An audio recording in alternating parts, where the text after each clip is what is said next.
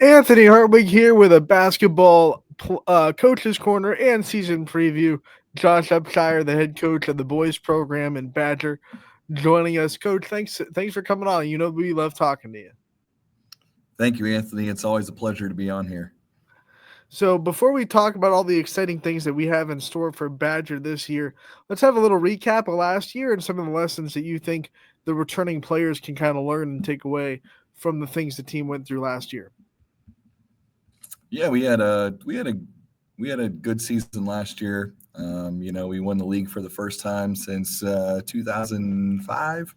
Um, it didn't end the way we wanted it to. Lost in the first round to Heartland, but to have a player like Duncan Moy come through your program, playing at Cal right now, and doing very well there. To have him come through and do what he did, not just on the court but off the court, the impact that he had on our program and in the community. We're hoping that transitions over to a new year and a lot of new faces in our program and in our youth program, and we're hoping that those carry over into this year and in the future. So now, as we talk about the future, and which is now, the future is now, Coach. Mhm. Let's Yep. talk about this roster that we have for you this year and the names that we're going to be seeing and hearing from Badger on the court. Yeah, so we have some returners back. We have starting with Lewis Flowers, who is our returning point guard. Lewis just gets after it every day. My talk in the locker room is we know every day what we're getting out of Lewis Flowers. He's exciting to watch, and not sure he ever tires out. But then we have two sophomores. Jack Harnett coming back. Jack had a big season for us last year. We expect big things from him this year, not only scoring the ball, but rebounding as well. Then we have Alton Winchak coming back, who he didn't get a whole lot of playing time last year, but he did get some good minutes for us, and we're expecting him to fill in some scoring for us. A kid who came back out that we were expecting big things for last year, Tyler McWilliams, played big minutes for us. If anybody remembers, in our district final game against Cornerstone a few years back, he actually hit 2 or 3 threes for us. So he came back out. We're excited for that. We have some new faces coming out, in Ian Tricker and Deegan Hunkus. Deegan previously played at Brookfield. He's actually lived in our district, so he's able to come back and play right away for us. Very good athlete. Same with Ian Tricker. He hasn't played since, I believe, 4th grade. He hasn't played, but he's a super athlete. Very good jump shot. Excuse me. We're excited to see what he can do. Some of the things that he can do on the court, and then we'll just have some younger guys fill in throughout our time. When we talk about your schedule this year, like you said, you won the league, so the target's on your back. What do you see out of the league this year, and where do you see Badger kind of falling into it? Our league is always going to be tough. It starts at the top with Bristol and PV. Those are always the two on top. But we have Grand Valley coming in this year. That's going to be tough. Wyndham's going to be much improved. I think they're probably one of the sleepers, in my opinion. A lot of people don't realize how good they can be. But I heard Jack Eyes playing this year, and phenomenal football kid and really good athlete. They had a kid sitting out the second half last year. But yeah, Wyndham's probably my sleeper. You still have Matthews, who's a rival of ours. That one's always a fun game for us. Then we have Fairport Harbor. They lost a bunch of seniors last year, but they have 2 guards who are probably the top in our league, along with Dom Toto. We have Ashtabula St. John, who I heard they got some kids in. So, that'll be we play them up at Rocket Mortgage Fieldhouse this year. So that'll be a fun game for us. But every night's a grind. We have Maplewood early on in the season. So another rival for us that, has gone back and forth. And, we're just excited every night to lace them up and see what we can do in our league. And hopefully expectations throughout the league are low for us, and we could prove people wrong this year. And with league play, there's always so much at stake. There, you have to win every game you can to try to get a conference championship. But then when you go outside of the league, it's more about just testing yourselves, sharpening the tools, and getting ready for postseason. So, talk about some of the non-conference teams that pop up and some of the schools you're excited to play and really test yourself against. Yeah, actually starts opening night for us. The night before Thanksgiving, we have a girls boys doubleheader here with Brookfield. Don't know a whole lot about Brookfield. Um, so that's a good opponent for us. They're 10, 15 minutes down the road, so I'm sure it's going to be a packed house, and everybody excited to renew that rivalry. Um, we added Cardinal, who's actually going to join our league next year. We're going to play them this year. We added Berkshire, who we've done a foundation game with the last couple years. Very well coached. Excited to see them. Very great, very nice facility up there. To play there. We're at Camel this year, and Camel and us are in battle most times. Coach Canarino and I have had some pretty good, memorable battles throughout our times together. We have McDonald right after Christmas, and Coach Frangicelli and McDonald are going to be very tough this year. Return pretty much everybody back from last year's team. And then we have another team we don't know a whole lot about, Western Reserve. We haven't played them previous, but we do have them on the schedule. And we welcome them in right after Christmas as well. And the last non-conference one is Girard. We started that up with them last year, and very low scoring, back and forth game that came down to the wire last year. We made some free throws at the end to win that one. So looking forward to that one as well.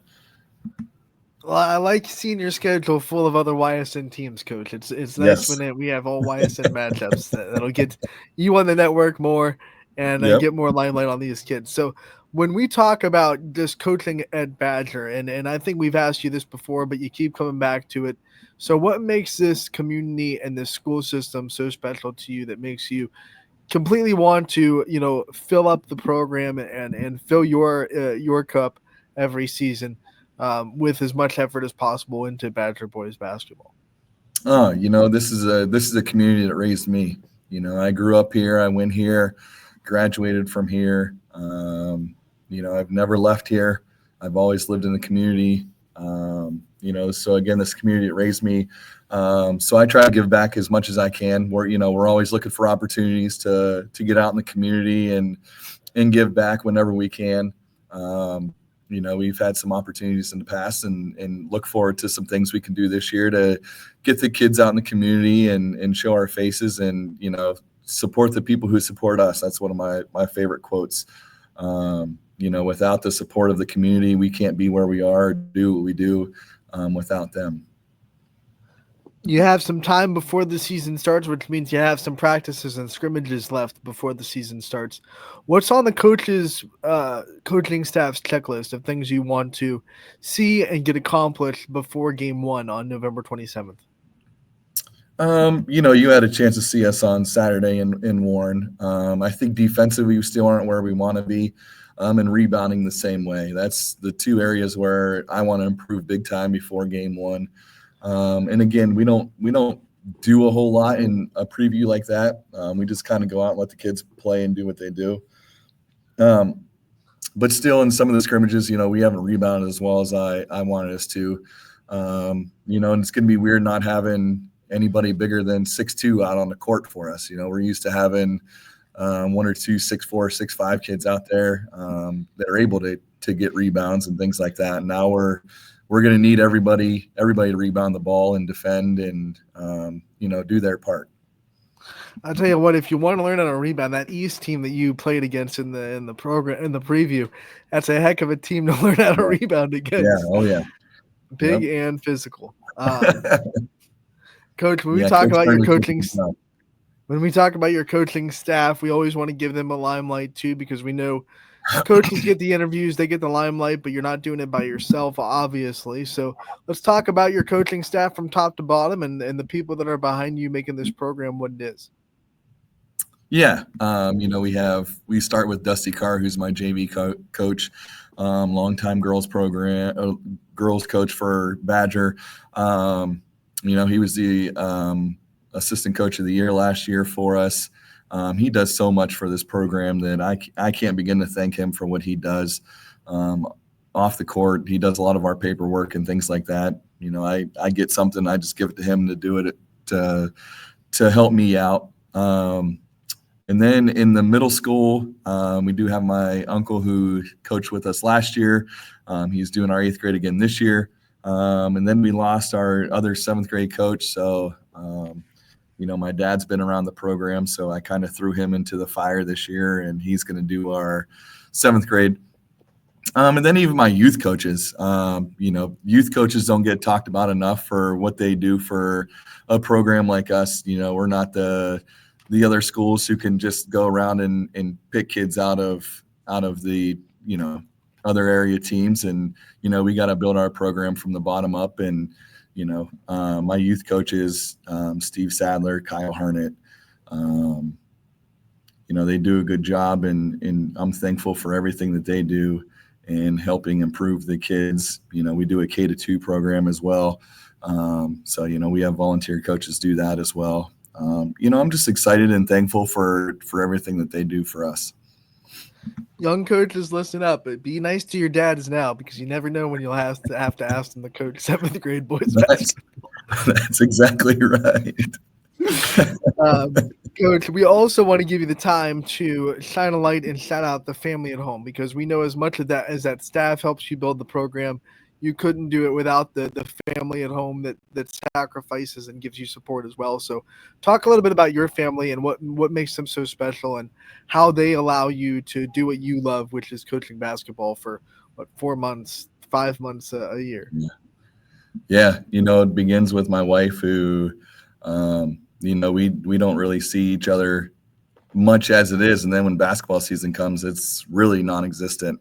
But for her to take care of home and help me out. The good thing with having YSN and other programs now is that we don't have to go out and scout as much. So that's nice. I remember the days of going out and 3-4 hours away and scouting games or exchanging film and whatever we had to do to get a scout on the opponent. So it's nice to have a YSN where I can just stay home and watch the film or watch the game now. But my wife does a very good job of taking care of home and supporting me, and then my son, who is a sixth grader now, so he's in the program now as well, and he does a lot to support me and keep me on my toes as well. I like that you bring up the YSN lets you scout the teams, because the shoes on the other foot too. Do you find that you see coaches and teams a little bit more prepared for what you do than maybe they were in the past before you were on YSN a lot? Yeah, absolutely. Absolutely. And you don't see those coaches in the stands, but they're watching you on YSN, or like I said, getting scout from somewhere else. But this has been a huge addition for us. Like I said, I can't begin to talk about how much and rave about YSN and what you guys do, and allowing coaches like me to sit at home and take notes instead of being at the game and do that. And now I could spend a little bit more time with my family than I have in the past, and I'm very thankful for that. All right, one fun question before we let you go, Coach. Don't know how much integrated into pop culture you are, but I'm interested to know. Do you have a favorite fictional coach from a movie or TV show that you kind of like inspired by, or that you like? Hey man, I wish I could be like this coach. Any fictional coaches out there that you think are the goat? Norman Dale, that's my guy. No, growing up, Hoosiers was a great movie for me. Classic. My team's on the court.